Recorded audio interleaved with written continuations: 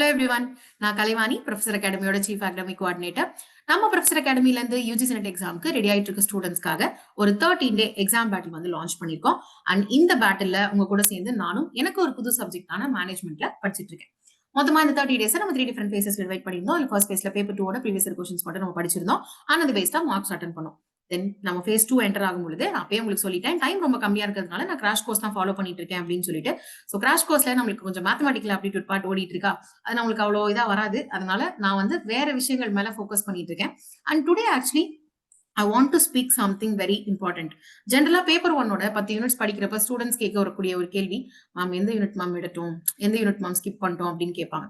நான் ஜென்ரலா இதுக்கு வந்து ஒரு குறிப்பிட்ட ஆன்சர் வந்து கொடுக்கவே மாட்டேன். இந்த யூனிட் ஸ்கிப் பண்ணுங்க, அந்த யூனிட் ஸ்கிப் பண்ணுங்கன்னு சொல்லவே மாட்டேன். ஏன் அப்படின்னா, இப்ப பேப்பர் 1 பொறுத்த வரைக்கும் உங்களுக்கு எல்லா யூனிட்டுக்குமே 5 மார்க் தான்.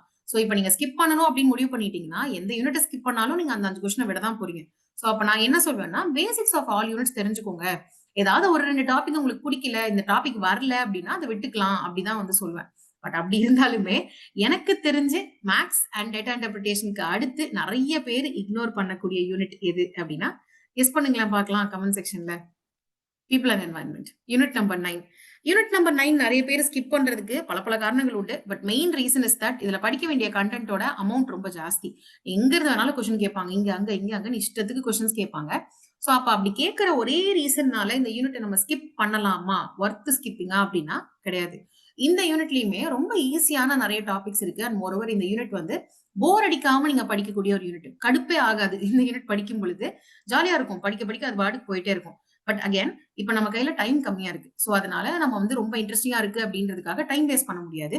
சரி, இப்ப அதுக்கு என்னதான் சொல்யூஷன் அப்படின்னு யோசிச்சப்ப, தமிழ்ல மாரத்தான் செஷன்ஸ் கண்டக்ட் பண்றவங்களோட எண்ணிக்கை ரொம்ப ரொம்ப கம்மி.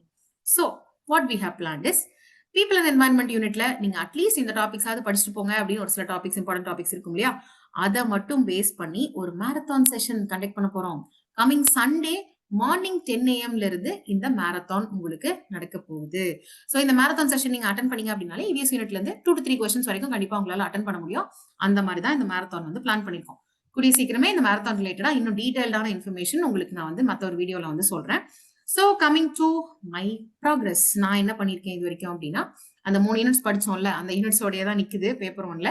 அண்ட் பேப்பர் 2 ஓரளவுக்கு பார்த்தாச்சு. இன்னும் 2 மார்க் டெஸ்ட் அட்டென்ட் பண்ணியாச்சு. மொத்தம் இப்ப 2018 இருந்து பாக்குறப்ப ஒரே ஒரு மார்க் மட்டும் தான் ரிமைனிங் இருக்கு. அதுவும் அசால்ட்டா முடிச்சிடலாம் அப்படின்னு ஒரு குருட்டு நம்பிக்கை வந்துருச்சு, குருட்டு தைரியம் வந்துருச்சு. So yes, data interpretation and mathematical reasoning நான் பெருசா ஃபோக்கஸ் பண்ணல. I'm seeing only the 5 topics that I told you yesterday. So இந்த டாபிக்ஸ் எது அப்படின்றது நேத்து செஷன்ல உங்களுக்கு டிஸ்கஸ் பண்ணியிருந்தேன். நீங்க இன்கேஸ் இதை பார்க்கல அப்படின்னா போய் பாருங்க. அகைன் ஒரு விஷயம் ரொம்ப கிளியரா சொல்றேன், உங்களுக்கு மேத்தமெட்டிக்கல் ஆப்டிடியூட் வரும், உங்களுக்கு டேட்டா இன்டர்பிரிட்டேஷன் வரும், பிடிக்கும் அப்படின்னா நீங்க நான் சொன்னேன் அப்படின்றதுக்காக அதை ஸ்கிப் பண்ணிடாதீங்க. உங்களுக்கு வராது, எனக்கு இதுல இன்ட்ரெஸ்ட் கிடையாது அப்படின்னு இருக்கவங்களுக்கு மட்டும் அந்த 5 டாபிக் சொல்லியிருக்கேன், அதை மட்டும் பாருங்க அப்படின்னு சொல்லிட்டு. நல்லா படிக்கிறவங்க நான் சொன்னேன் அப்படின்றதுக்காக படிக்காம போயிடாதீங்க. உங்களுக்கு அதுல மார்க் வரும்னா வெல் அண்ட் குட், அது மேல ஃபோக்கஸ் பண்ணிக்கோங்க.